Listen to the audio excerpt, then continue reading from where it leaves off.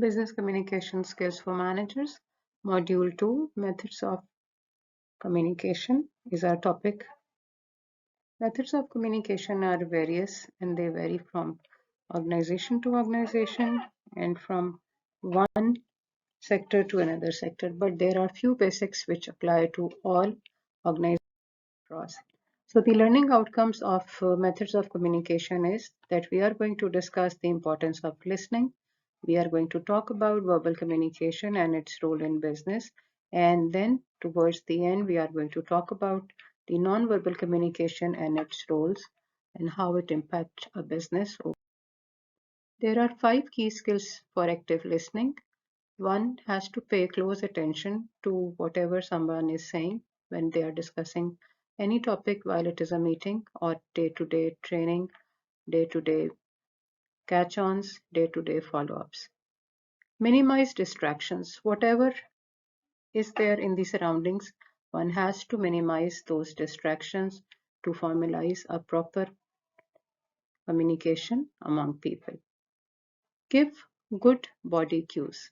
It is also very important that while we are communicating, to ensure active listening, we have to nod our head to accept something or shows a thumbs up while we are listening to someone, whether this is one-on-one face-to-face communication or we are talking about virtual communication through different mediums. Paraphrasing is again very important. You need to align that what we are talking and what when somebody is saying something to us, we need to align those points which are being discussed, acknowledge them, and then respond to them. Keep yourself out of the conversation.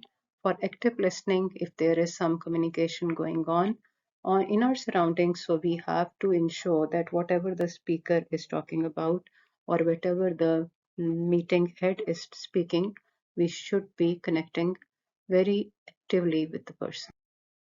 Practice question 1. An associate is sharing a story of how the CEO has pushed back for additional information before a decision can be made on a capital purchase. What is the most appropriate response if you are practicing being an active listener? How will you answer this question? This is an activity for you, which you can send a reply in responding to this communication answer question so that the answer can be evaluated and we will be reverting to you on it. That how a person is going to answer this query when the CEO has pushed back for additional information before a decision can be made on a capital purchase. Verbal and non-verbal communication. Spoken communication includes less formal, synchronous, build a sense of trust, and written communication is more formal, it's asynchronous and more impersonal. So this is a clear difference between both categories of training, which is verbal and non-verbal communication. Verbal communication, let's speak about it, that what are the basic points which are covered in verbal communication. The benefits of spoken communication are very simple and to the point. It is easier to understand, it creates relationship and bonds to the listeners. It allows input, it allows chances for feedback, easier to understand and creates relationships and bonding. Likewise, it also creates a higher degree of certainty.